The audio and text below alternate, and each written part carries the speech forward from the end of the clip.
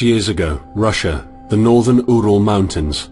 A group of 9 students of the Ural Polytechnic Institute embarked upon a difficult winter expedition to reach the Otorten mountain. Their journey seemed to progress according to plan. However, on the 7th day of their trip, the weather conditions worsened. They lost their orientation and were forced to set up a camp on the slope of the mountain called Kholat Siakal. It was their last stop. 3 weeks later in Yekaterinburg, when their families received no word of their success, the first rescue expeditions were sent.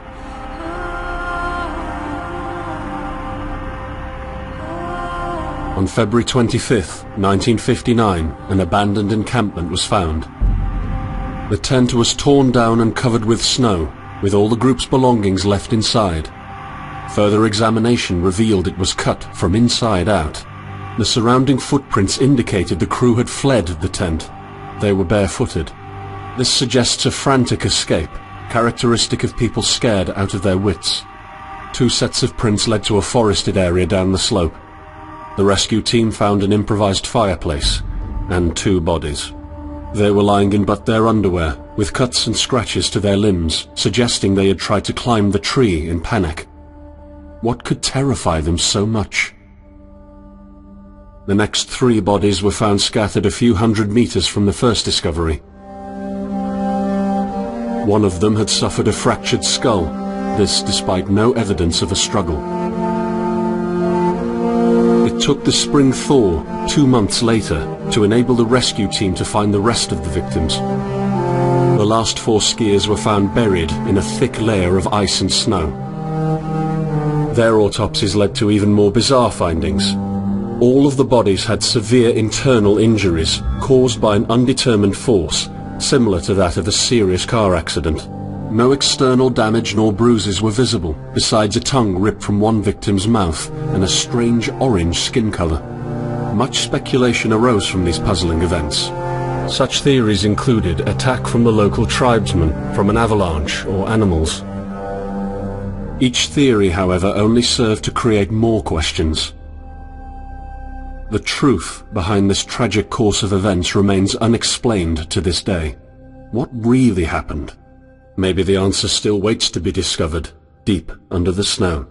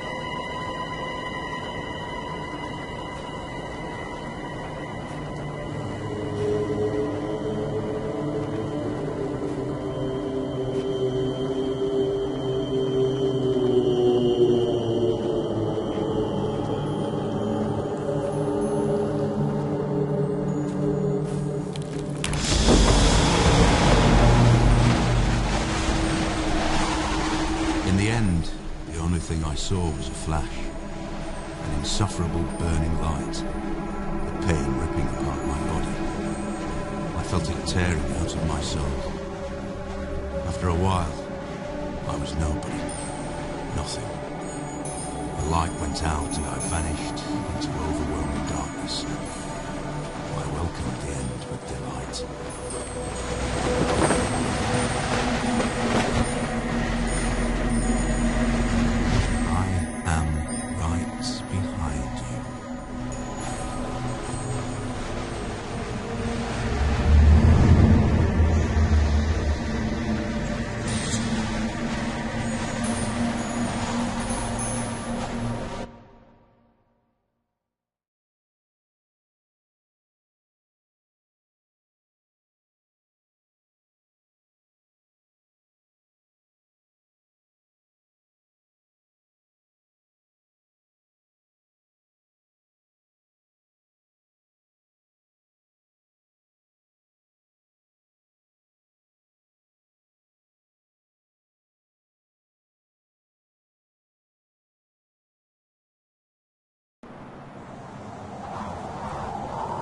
Have you ever tried to hold on to your humanity when others convince you of being no more than a subject, an object, which they can bend to their will? When they told you that you were a monster that deserved punishment, and you could really not remember your sins? When they took away your loved ones, leaving you to rot in the dark? The problem is that in their darkness, you have never been alone.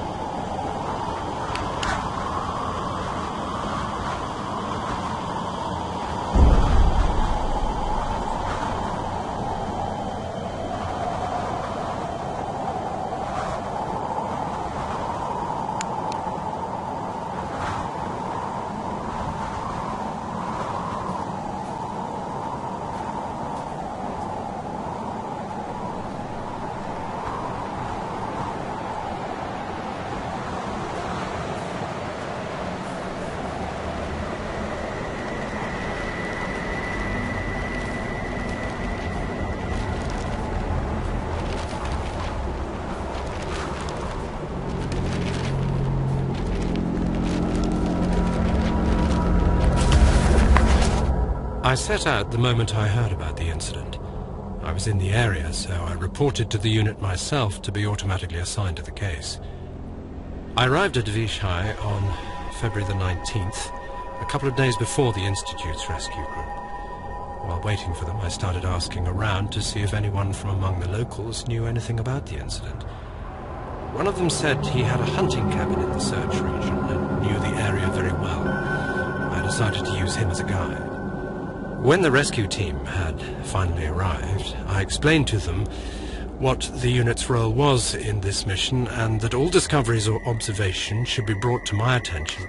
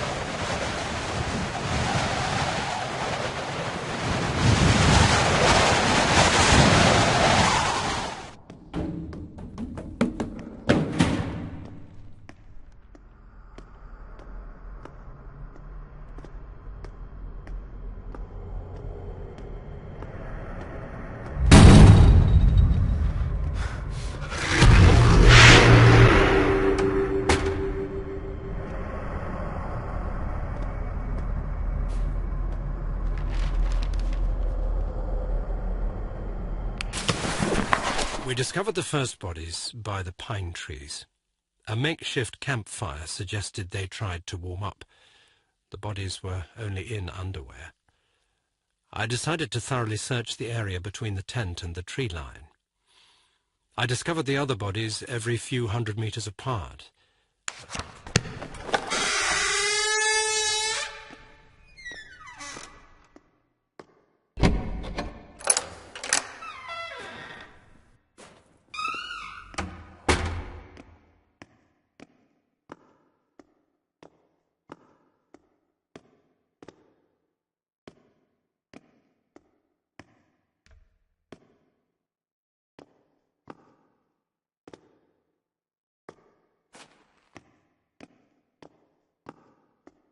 Time does not heal wounds, as I've recently learned.